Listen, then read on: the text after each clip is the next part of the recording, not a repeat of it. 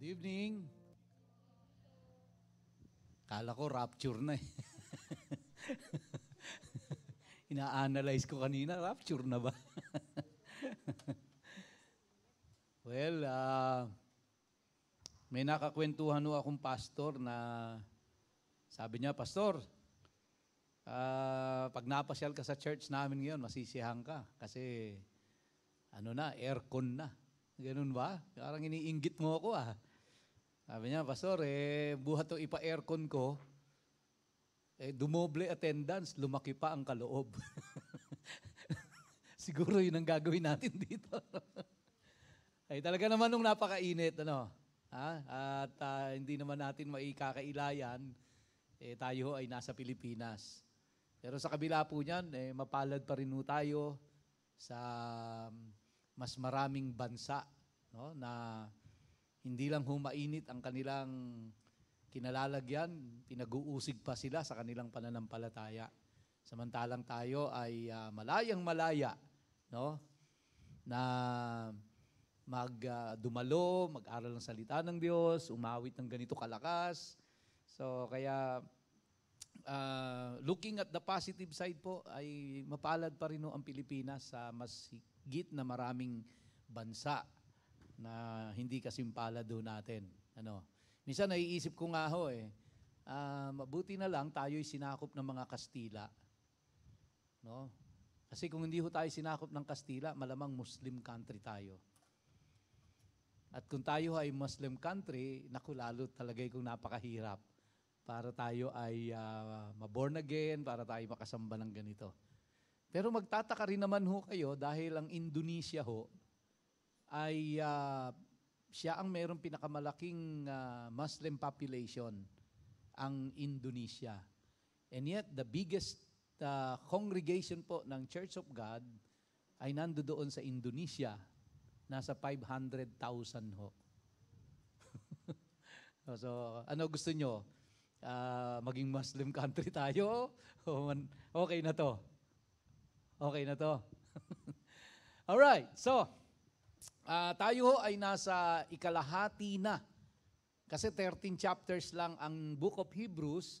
Ngayon ay nasa ikapang-7 tayo. At ang ating tatalakayin ay verses 1 to 10 kasi tinalakay na natin yung 11 to 28 nung nakaraan. Medyo pinagbaliktad ko lang. At ngayon ay chapter 7 verses 1 to 10. And then in the succeeding meetings, tatapusin natin yung Book of Hebrews 11 hanggang chapter 13. Okay, so muli po samahan niyo ako sa isang maiksing panalangin. Dakila naming Ama, kami po ay nasa harapan mo in the righteousness of your Son, Jesus Christ. And we pray right now, Lord, that you guide us and lead us in the study of your words. Open our eyes, open our ears, open our hearts, Lord, that we may receive your message for all of us tonight. Tulungan mo rin po ako, Panginoon, na iyong tagapaghatid ng iyong mensahe sa gabing ito. Pagpalain mo po kaming lahat, 10 ng aming mga mahal sa buhay at ang aming pong mga kapatiran. Bless this church, Lord, in Jesus' name. Amen and amen. Alam niyo po, ang Book of Hebrews, kung i-describe natin in one word, no? Paano niyo ba i-describe ang Hebrews in one word?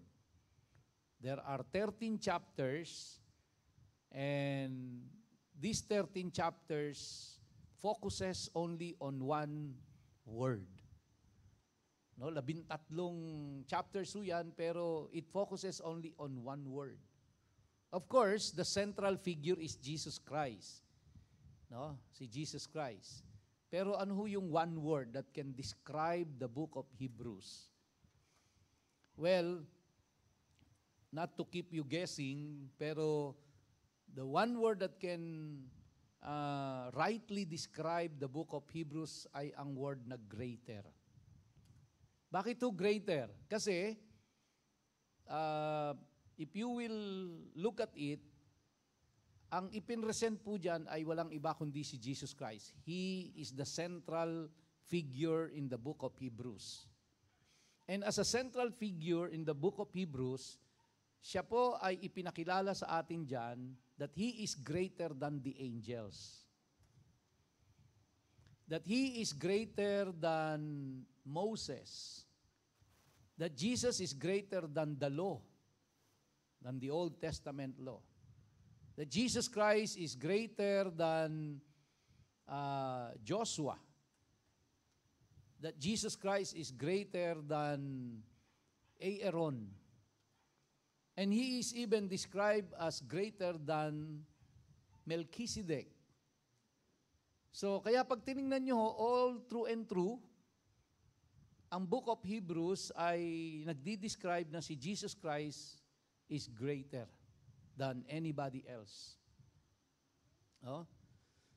So, kaya naman po, sabi ho sa 1 Timothy chapter 2, verses 5 and 6, "For there is one God, and there is one mediator between God and men, the man Christ Jesus, who gave Himself as a ransom for all, which is the testimony given at the proper time." So there is no mediator between God and men except the Lord Jesus Christ. Nag-iisa ho lang siya. Nobody can mediate between us and God, kundi si Jesus Christ lang ho ang siyang tagapamagitan natin sa Diyos Amang nasa langit. Wala na hong iba. Nag-iisa lang siya. So,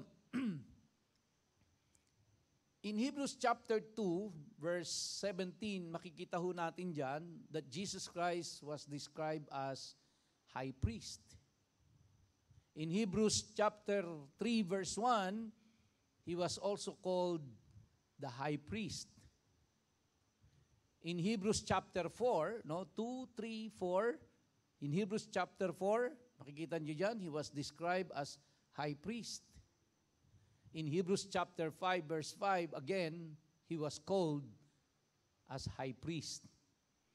So, out of these chapters and verses of scriptures, right away, makikita natin na Jesus Christ being the central figure and at the same time described as greater than the angels, than Moses, than Joshua,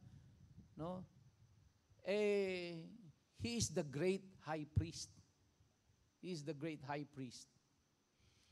So kaya ang title ho ng ating message ngayon is The Supremacy of Jesus' Priesthood. Because He is the great high priest.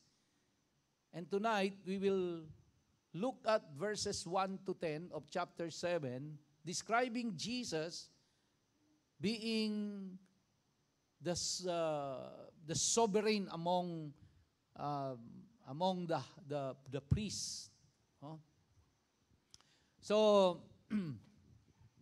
ang chapter, alam nyo kung nag-advance reading kayo sa Hebrews, pagdating sa chapter 7, chapter 8, chapter 9, yung tatlong chapters na yon ay napaka-technical niya.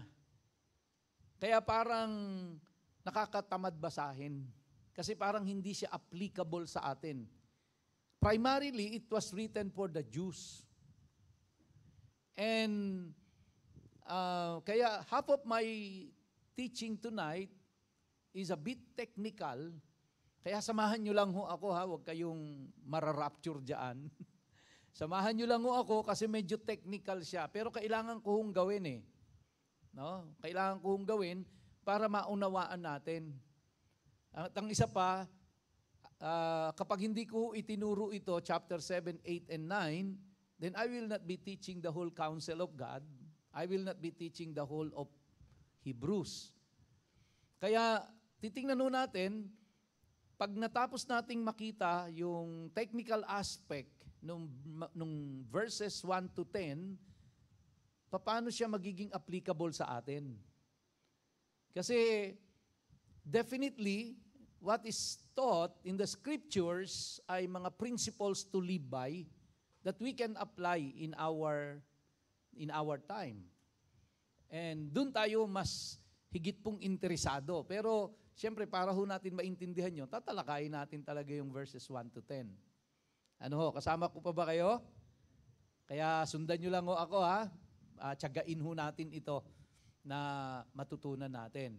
Then of course, along the way, gusto nating makita ang Diyos. Gusto natin makita ang Diyos as revealed in the Scripture kasi ito nga yung ating prayer. Lord, show us your glory. Show us yourself, Lord. No? Reveal your Son, Jesus Christ, to us. And how can we do that? Of course, God the Father will reveal His Son through the Scriptures. He will reveal His glory through His Son. Because the glory of God the Father is His Son, and His Son is revealed in the Scriptures. And so if we want to see Jesus, then we have to study the Scriptures. Diba? Kasi nga sabi, in the beginning was the Word, and the Word was with God, and the Word was God, and dwelt among us. He was manifested, no? Kaya, ganun no, talagang walang masyadong fanfare ito. All you have to do is just to sit back, relax, and enjoy the preaching. Alright, so yan o ang title natin, The Supremacy of Jesus' Priesthood. Why? Then we will see kung bakit yan o ang naging title natin ngayong gabi. The Supremacy of Jesus' Priesthood. Let me begin in Hebrews chapter 6 verse 20. It says, where Jesus has gone as a forerunner on our behalf, having become a high priest forever, after the order of Melchizedek. After the order of Melchizedek. Okay, so maliwanag po sa atin, mga kapatid, that Jesus Christ is greater than the angels. Although the angels were very instrumental in giving the Ten Commandments or giving the law. Kasi it was passed on by God to the angels, and the angels delivered it to Moses. And Moses delivered the law to the nation of Israel. Kaya angels were very, very instrumental in bringing the law sa mga tao. But still, kahit na ang mga angels ay very instrumental, no? Si Jesus Christ, greater pa rin siya. Now, bakit ba ganito ang tema? Kasi nga, itong mga Christians na sinulatan dito ay nagbabalak na bumalik sa Judaism. So, galing sila sa Judaism, na born again sila, nanampalataya sila kay Jesus, pero nanganganib na sila ay bumalik sa Judaism. At ang babalikan nila doon sa Judaism ay yung Old Testament. Ang babalikan nila sa Judaism ay yung mga old practices. Ang babalikan nila doon is law. No? Madi-deny si Jesus Christ. Kaya ine-encourage ng writer ng Hebrews, huwag kayong babalik because yung pinuntahan ninyo, which is Jesus Christ, He is greater than them all. He is greater than the angels, no? He is greater than the law because why he is greater than the law? Kasi yung law, ibinigay nga siya not for the people to receive salvation, but the law was given to reveal yung kasalanan nila. Kasi hindi nila malalamang makasalanan sila kung hindi binigay yung law. So, ang purpose lang ng law is not to save. Ang purpose ng law ay para i-reveal yung kanilang kasalanan. So, ang purpose ng law ay i-reveal yung kanilang kasalanan at makita nila na ang tangi nilang kailangan ay si Jesus para maligtas kasi hindi sila pwedeng maligtas nung law. Kaya ang sinasabi ng writer ng Hebrews, yung si Jesus Christ is greater than the law because the law cannot save you. The law can only reveal your sins, but it cannot erase your sin. Now, He is greater than Moses, although Moses was very significant because he was the one na ginamit ni Lord para to deliver the nation of Israel from the bondage of Egypt. But still, Moses cannot save them. That's why Jesus is greater than Moses. Si Joshua, he was the one who entered the promised land, led the nation of Israel, the entire nation of Israel, to conquer Jericho and also to possess the promised land. But still, Joshua cannot save the nation of Israel of their sins. Kaya Jesus Christ is greater than Joshua. So all throughout, ito ang makikita ninyo. And now, here in verse 20 of chapter 6, Jesus Christ was presented as a high priest after the order of Melchizedek. Why is this important? Now, please stay with me.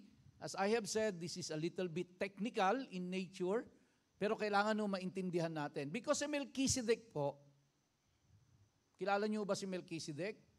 Ngayon nyo lang ba narinig yung pangalan niya o narinig nyo na dati? Now, if you will look at the Bible, alam nyo ba na 3 beses lang binanggit ang pangalan ni Melchizedek? Sa 3 bahagi nyo lang siya makikita. Ang isa ay makikita nyo siya, yan, sa binabasa natin ngayon, sa Hebrews. Pangalawa, makikita nyo siya sa Psalm 110.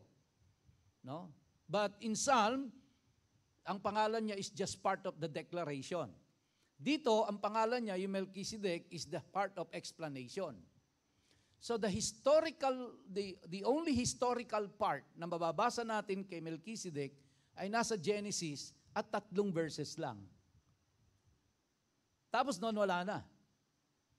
So, ganun lang si Melchizedek. Pero, napakahalaga na malaman natin kung sino itong si Melchizedek na ito. As described in the Bible. Sino nga ba si Melchizedek? At bakit mahalaga si Melchizedek sa pagiging high priest ni Jesus Christ?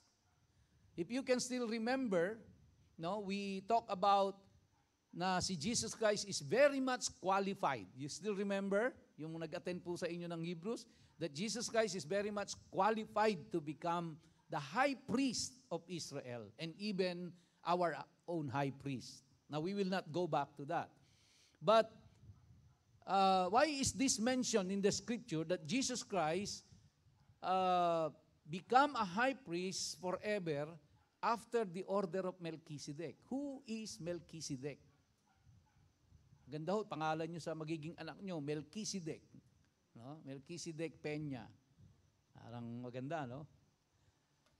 In Genesis 14, this is where we can see the word Melchizedek. The first mention of his word, of his name, is in Genesis 14, verses 18 to 20, where it says, and Melchizedek, that's the name, who is he? King of Salem. So right away, makikita natin that Melchizedek is a king. Saan siya king? King siya ng Salem. Alin yung Salem? It's actually Jerusalem. Alright? Brought out bread and wine. And then, he was also described as, he was priest of God Most High. So Melchizedek is a king, and Melchizedek is a priest. And he blessed him and said, blessed be Abram by God Most High, possessor of heaven and earth. And blessed be God Most High, who has delivered your enemies into your hand. And Abram gave him a tenth of everything. So here, Melchizedek is described as king of Salem, and Salem means peace. So he is king of peace. And he was also described as priest of God Most High. Now in this account, ang sabi diyan, Melchizedek, king of Salem, brought out bread and wine, and he blessed him, who is him dito, and said, blessed be Abraham. So si Melchizedek, binless si Abraham. Ito yung senaryo. Kasi si Abraham galing sa isang digmaan. At pagkagaling niya sa digmaan, siya ay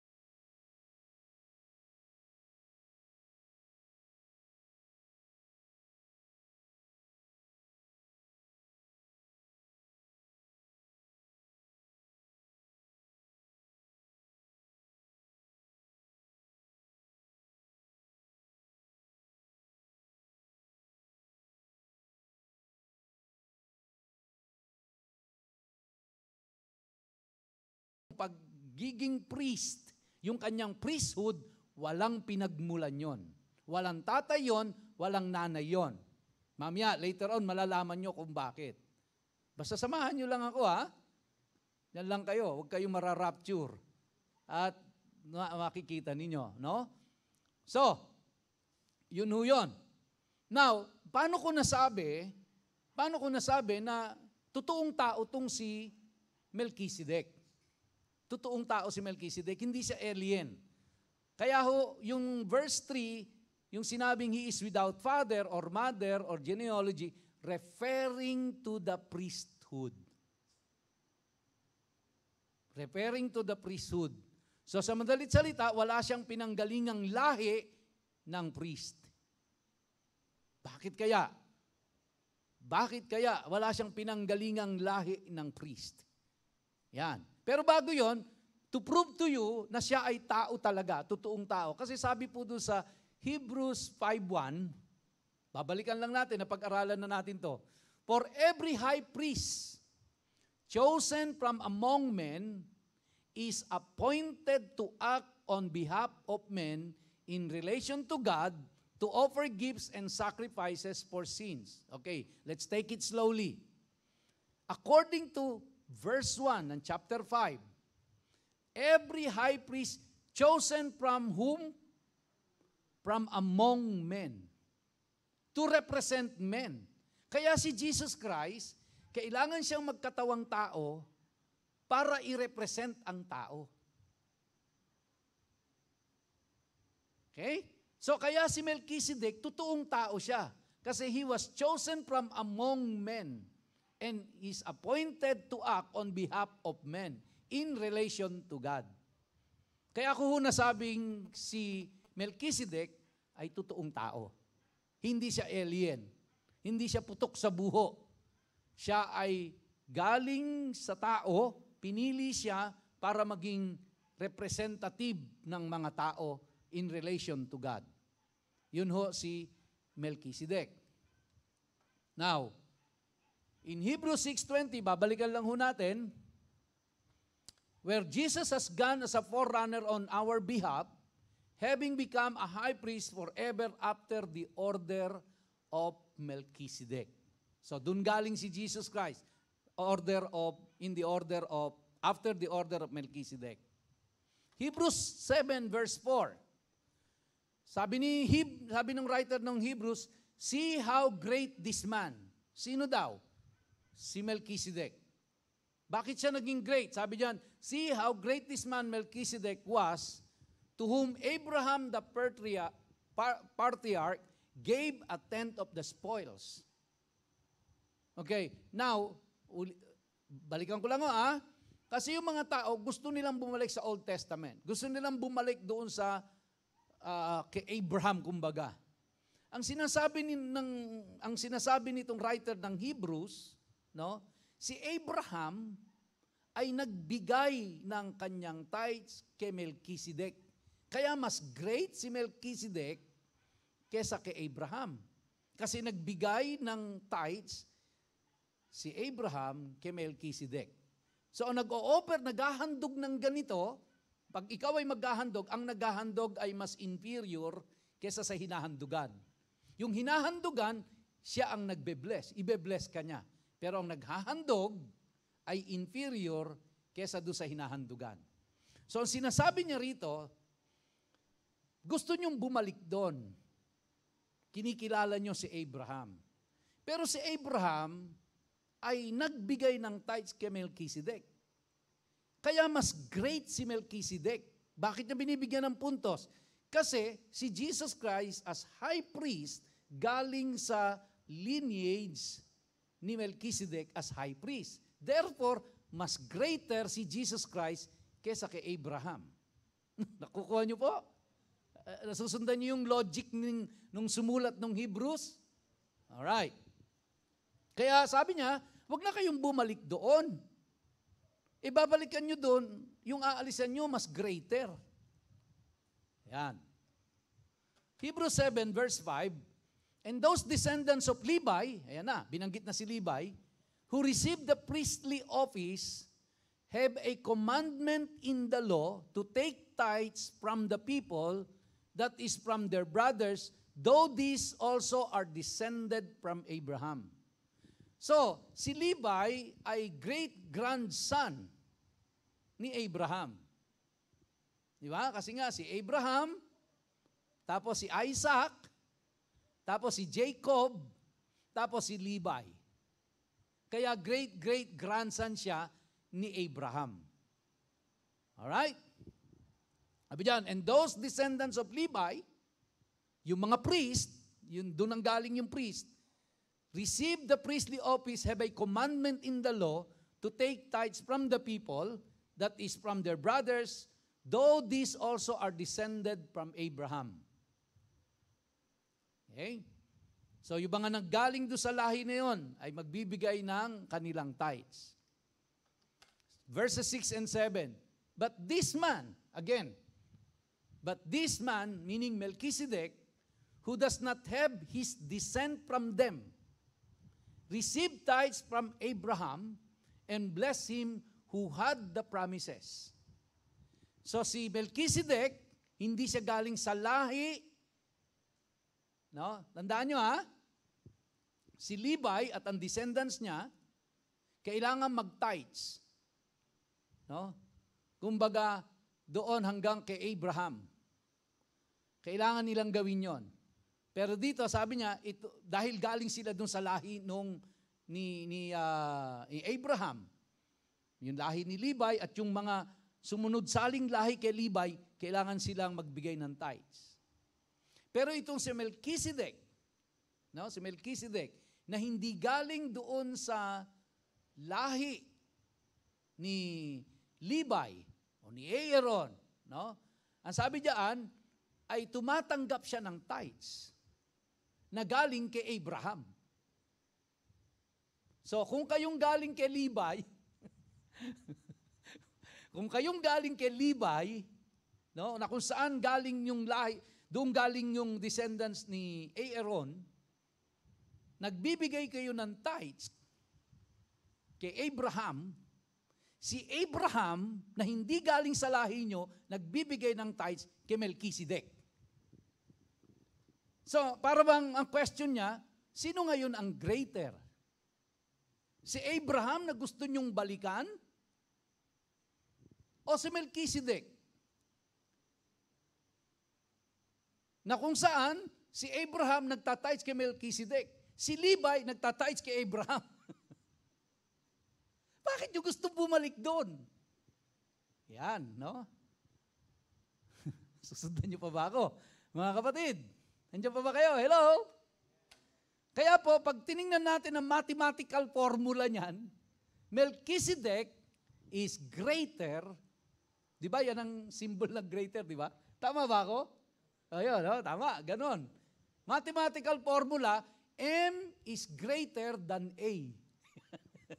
Melchizedek is greater than Abraham. Alright? Hebrews 7, 9, and 10. Sabi, one might even say that Levi himself, who receives tithes, paid tithes through Abraham. So si Levi, kasi di ba, ang sabi ng Diyos, yung 12 tribes ng Israel, bukod tanging si Levi lang ang hindi binigyan ng lupain. So, dumating sila sa promised land, hinati-hati yon. Binigyan lang ng maliit na porsyon ang Levi kung saan doon sila titira. Pero hindi sila binigyan talaga ng pinartihan. Okay? Pero lahat sila may parte. O ikaw Dan, o ikaw Judah, ikaw Benjamin, yan, hati-hati. Pero ang utos doon sa 11 tribes, lahat kayo magta-tithes kay Levi. Kasi si Levi, sa kanya lalabas ang high priest, sila ang merong responsibility sa inyong spiritual well-being. Kaya magta-tithes kayong lahat sa kanya. Alright? Kaya dito sabi, one might even say that Levi himself, who receives tithes, tumatanggap siya ng tithes, si Levi, nagta-tithes din through Abraham. For he was still in the loins of his ancestor when Melchizedek met him. So si Levi, na tumatanggap ng tithes ng 11 tribes, nagta-tithes din through Abraham. Kanino siya nagta-tithes? Kay Melchizedek. Alright? Kaya, ang formula natin ngayon, M is greater than A, greater than L, greater than A. So Melchizedek is greater than Abraham because Abraham nagtatites kay Melchizedek. Melchizedek binebless si Abraham. And Abraham is greater than Levi because Levi, kahit na nagtatites siya, no, kahit na rumireceive siya ng tithes, nagtatites siya kay Melchizedek through Abraham. And Levi is greater than Aaron. Bakit? Kasi si Aaron, descendants lang siya ni Levi. Kaya naging high priest si Aaron kasi galing siya kay Levi. Alright. Ngayon, ito ang totoong formula. Jesus is greater than Melchizedek. So ito ang sinasabi ng writer ng Hebrews. Jesus is greater than Melchizedek. Melchizedek is greater than Abraham. Abraham greater than Levi. Levi greater than Aaron. Sa madalit salita, yung inyong tinitingalang high priest na si Aaron, pang ilang salin lahi pa siya. Kaya overall, ang sinasabi ng writer ng Hebrews, Jesus is greater of them all. Don't go back sa Judaism. Kasi Jesus na tinanggap nyo ngayon is greater sa lahat sa kanila. Babalikan ko lang ho ito. Bakit siya greater kay Melchizedek? Kung si Melchizedek ay high priest, kung si Melchizedek ay king, paanong naging greater si Jesus? Anak siya ng carpenter, hindi naman ng priest. Hindi siya galing sa lahi ni Levi, galing siya sa lahi ni Judah. So how come na naging greater si Jesus? Let's read. Buti na lang, meron hong explanation ng Bible. Sabi sa verse 3 ng chapter 7, pakinggan nyo maigi, kaya ako hinighlight yun He is without father or mother or genealogy, referring to Melchizedek at referring to the priesthood of Melchizedek. He is without father or mother or genealogy, having neither beginning of days nor end of life, meaning forever, but resembling the Son of God, He continues a priest forever. So why is Jesus greater than Melchizedek? Because si Melchizedek, ni-resemble niya lang si Jesus Christ. Meaning, si Jesus Christ, hindi siya nag-adjust kay Melchizedek. Si Melchizedek ang nag-adjust kay Jesus Christ para i-resemble lang. Kumbaga, si Melchizedek is just a picture na who Jesus Christ is. Nasusundan niyo po ako? Kaya nga, doon sa verse na binasa natin kanina, no, yung binasa natin kanina, tatalunan ko lang hindi, malayo na Yung binasa ho natin kanina, na si Jesus Christ si Jesus Christ ay siya ang totoong high priest. Kaya siya greater kasi yun po yun. He resembled the Son of God. He resembled. Kumbaga, para bagang, paano ko ba i-explain ito sa inyo? He resembled the Son of God. So wala pa si Jesus Christ in the Old Testament, in the Old Testament, lumitaw si Melchizedek. Si Melchizedek, king of Salem. Tama?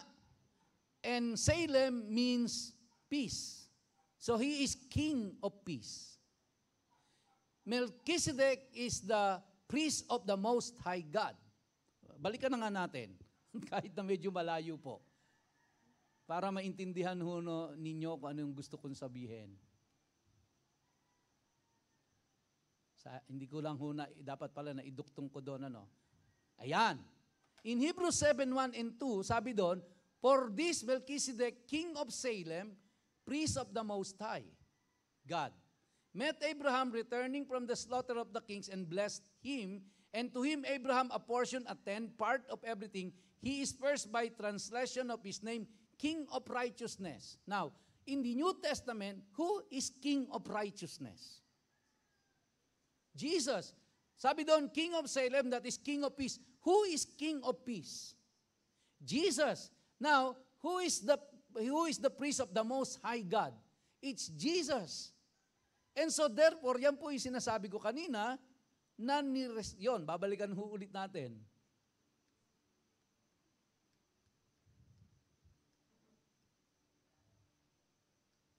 Ayan. No? Yan. Hindi yan. Yan. Ano ba talaga? Yan na ho. Ang sabi diyan, no?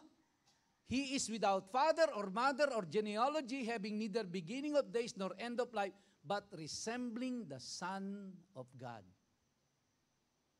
Kaya in the Old Testament, si Melchizedek as King of Righteousness and as King of Peace, isinalarawan niya, isinalarawan niya si Jesus Christ. Isinalarawan niya. Kaya si Jesus Christ mas greater kay Melchizedek dahil si Melchizedek ay isinalarawan niya lang kung sino si Jesus Christ. Si Jesus Christ is the priest of the Most High God. He is the King of Righteousness and He is the King of Peace. That's why Jesus is greater than Melchizedek, greater than Abraham, greater than Levi, greater than Aaron. So, ano ngayon, Pastor? Pagkatapos ng lahat ng pinagsasasabi mo dyan, anong iuwi ko ngayon sa bahay? Pag uwi ko sa bahay, tinanong ako ng asawa ko, ano nangyari sa doon? Nakilala ko si Melchizedek. Ano ngayon? Ano ngayon sa atin, mga kapatid, kung si Jesus Christ is greater than Melchizedek, than Abraham, than Levi, than Aaron, ano ngayon? Well, here is life application para sa ating lahat. Kung ang writer ng Hebrews sinasabi sa kanila na kayo ay nasa Christianity na, kayo ay born again na, kayo ay na kay Christ na, huwag na kayong bumalik doon sa Old Testament. Here is our application. Tayo ay na kay Christ na. Sino sa atin dito ang na kay Christ na? No? Then, ang sinasabi ho sa atin, living by the principle of this word, huwag na ho nating balikan yung ating old life. Kaya ang sabi nung writer ng Hebrews, since then we have a great high priest who has passed through the heavens, Jesus, the Son of God, let us hold fast our confession. Meaning, let us hold tight. Kumbaga po, parang, wag mo nang pakawalan si Jesus. Kahit anong mangyari, kahit na pinipersecute ka, no, kasi ang sinasabi ng writer ng Hebrews, kasi under heavy persecution sila, kahit na patayin pa kayo, huwag kayong babalik sa Judaism. So sa atin, no, paano natin may i-apply? Mga kapatid, kahit na maghirap tayo, kahit magkasakit tayo, kahit mawalan tayo ng pera, kahit usigin tayo, kahit mawalan tayo ng trabaho, kahit ano ang mangyari sa atin, huwag na tayong babalik doon sa ating lumang pagkatao. Kasi yung tinanggap natin ngayon is greater than our past. Greater than our former religion. Greater than our education. Greater than our career. Greater than our health. Kabaga po, walang kapantay si Jesus. Kaya kung natutokso tayo, naku, babalik na lang ako sa aking dating, aking lumang pagkatao, nasa iyo na si Jesus eh.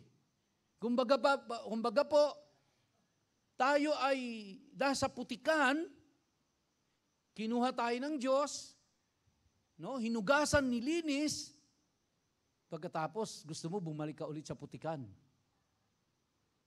So, ang sinasabi ho sa atin, let us hold fast, let us hold tight, yakapin na natin yan. Kasi po, wala naman talaga yung kaninang verse na binanggit natin, unang-unang verse sa 2 Timothy, anong sabi doon? There is only one mediator between God and men, the man Christ Jesus. Wala na hong iba. Kaya kapag umalis ka kay Jesus, wala ka nang tatakbuhang iba. So, ang sinasabi ng writer ng Hebrews, pag umalis kayo kay Jesus, wala na kayong tatakbuhan, hindi naman kayo kayang iligtas ng law. Hindi naman kayo kayang iligtas ni Moses. Hindi naman kayo kayang iligtas ni Joshua. Hindi naman kayo kayang iligtas ng angels. Anong babalikan nyo doon? So, kumbaga, sinasabi ng writer na wala ka nang babalikan doon. Parang sa atin ngayon, anong babalikan natin sa lumang buhay natin? Meron ba? May maganda ba doon sa lumang buhay natin na para balikan natin? Nasa atin na si Jesus, na kay Jesus na tayo. Kumbaga, nasa palasyo ka na, pupunta ka pa sa bahay kubo. Nasa kama ka na, gusto mo pa sa banig. Nakukuha nyo? O di applicable, di ba? So nakita ho natin dito na napakabuti ng Diyos sa atin. Dahil ang sabi po sa Hebrews 7:25, consequently, He is able to save to the uttermost. To the uttermost. Kaya nung niligtas ka ni Jesus, nung niligtas ka ni Jesus, that is true and true. Walang bawian. Walang bawian na yun. Walang, kumbaga, topo-topo na yan. Todo pamitik. Nung niligtas ka ni Jesus, todo na yun. Kaya to the uttermost. Ang sabi ho dyan, He is able to save to the uttermost. Kumbaga hanggang kaduluduluhan ng walang hanggan, niligtas ka ni Jesus. Nobody can take you away from His hands. Niligtas ka niya. Paano ho? Ibig sabihin ba nun ay hindi na ako magkakasala? Hindi Ang katotohanan, nagkakasala ho tayo Hindi ho ba? Pakitaas nga ho ang kamay ng hindi ho nagkakasala buhat nung na-born again. No? Ba't nandito ka pa? Dapat nasa langit ka na. Wala ho Lahat tayo. Aminin man natin o hindi, ang totoo ho, lahat tayo, paminsan-minsan, nagkakasala, nagkakamali, nadadapa, intentional or unintentional, sa isip or sa gawa or sa salita, nakakagawa tayo ng labag sa kalooban ng Diyos. Pero every time ho na magagawa natin yan, every time na makakakumit tayo ng kasalanan, ang sabi ho sa atin do sa last praise, since He always lives to make intercession for them. That's good news. Na kahit nagkasala ako kagabi, kanina, kahapon, ng isang linggo, Jesus Christ is continuously interceding for me. Ia-accuse ako ni Satan. Tingnan mo nga yan, nagkasala na naman. Yung defense lawyer natin, si Jesus Christ, sasabihin dun sa judge, Judge, binayaran na ng dugo ko, ng buhay ko, ang kasalanan ng taong yan. Totoo, guilty as charged. Pero binayaran ko na yan. That's how, nag-i-intercede sa atin ang Panginoon. So, ibig sabihin yan, may lisensya na tayo magkasala? Hindi po. Because kung tayo ay totoong born-again Christian at tumanggap kay Jesus, we will not live in sin. Tayo po ay hindi natutuwa sa kasalanan. Nagkakasala tayo pero di ba? Pagkakamali natin, nadudurog yung puso natin, na talagang lungkot na lungkot tayo na nagawa natin yon. Minsan, hindi na tayo makaawit, hindi na tayo makapag-pray, hindi na tayo makapagbasa ng Bible, hindi na tayo maka-attend ng church, hindi na tayo makapag-fellowship, kasi ang pakiramdam natin sa sarili natin, condemned dahil may nagawa tayong kasalanan. But, ang sabi ho ng Bible sa atin, Jesus is able to save us to the uttermost. If you truly believe in God, you are saved to the uttermost. And, kung nagkakamali ka, nadatapa, nagkakasala ka along the way, Jesus Christ is interceding for you. Kaya meron tayong representative, or merong nagre-represent sa atin, sa Diyos.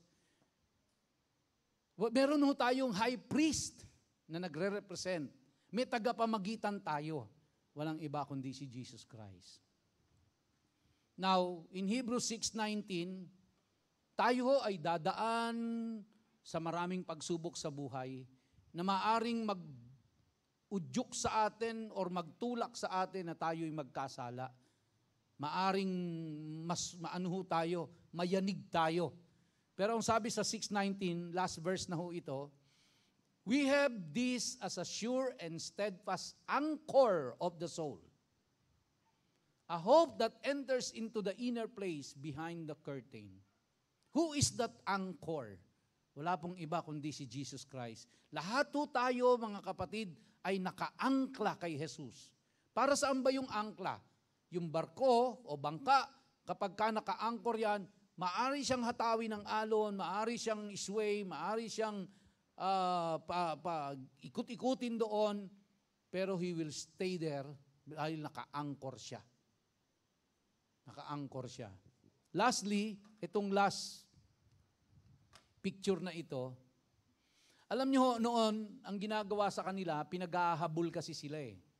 No? Hinahabol sila. So ang ginagawa ho nila, nagtatago sila sa mga catacomb. Yung catacomb na ito ay mga libingan na hinukay nila doon sa bundok, sa mga kuweba. Nagkaano sila ng kuweba at doon ay ginagawa din nilang libingan. So para ma-identify nila ang isa't isa, kung sino ang born again at hindi, ito ang ginagawa nila. Sinusulat nila, dumadrawing ho sila ng isda. Bakit isda? Bakit isda? Kasi po yung isda, no, yung fish, kapag sinulat mo siya sa salitang Greek, siya ay ichthus. Yung fish is an ichthus, which, ang ibig sabihin po nun, Jesus Christ as Savior. And so sa kanila po ang isda, which is spelled ichthus, is Jesus Christ. And then sasamahan ho nila yon ng drawing na angkor. Okay? So pag ginawa mo yung sumulat ka nag-drawing ka ng isda at naglagay ka ng angkor, ibig sabihin born again ka. Na ang ibig sabihin nun, ikaw ay naka-angkor kay Jesus. Na kahit ano pa ang mangyari sa iyo, dahil naka-angkor ka kay Jesus, no, ikaw ay hindi matitinag. Hindi ka matitinag dahil naka-angkor ka sa Kanya. So kaya po mga kapatid, ito ang lesson sa ating lahat. Ano pa ang babalikan natin sa mundo? Meron bang magandang ino-offer ang mundo na mas maganda pa kay Jesus? Meron bang magandang ino-offer ang sanlibutan na mas maganda pa kay Jesus? Bakit tayo babalik? Sa sanlibutang walang mai-offer sa atin na maganda kaysa kay Jesus. Bakit tayo babalik sa kasalanan? No? At mabubuhay ulit sa makasalanang buhay kung tayo ay nilinis na ni Jesus. For as long as nandyan ho tayo, we are anchored in Jesus Christ, hindi ho tayo mawawala sa Kanya. Because Jesus Christ is greater than anybody else. Jesus Christ is greater than what the world offers. Jesus Christ is greater than our career, than our wealth, than our position, than our name. Jesus is greater sa lahat. Kaya napakapalad ho natin, mga kapatid, in Christ Jesus. Amen? Praise the Lord. Tayo po ay tumayo at tayo ay aawit ng isang awit bago ho tayo magsasara sa panalangin. Hallelujah. Let's just continue to worship the Lord. Indeed, whatever happens, we have a God, we have Jesus, and He is our high priest, and He is the Son of the living God. Hallelujah. You are my light and salvation. Whom shall I fear? You are the strength of all my days. Of whom shall I be afraid? The war may rise against me. Of this will I be sure, that I will bless the Lord forever. I'll bless your holy name. Yes, I will bless the Lord forever. I'll bless your holy name. Oh, Jesus, Lord, it is you I desire. It's you that I seek, to live with you in your house forever, beholding your beauty. And in the time of trouble, of this will I be sure, that I will bless the Lord forever. I'll bless your holy name. Yes, I will bless the Lord forever. I'll bless your holy name. Yes, I will bless you, Lord. Yes, I will bless the Lord forever. I'll bless your holy name. Yes, I will bless the Lord forever. I'll bless your holy name. Jesus, you are the Son of the living God.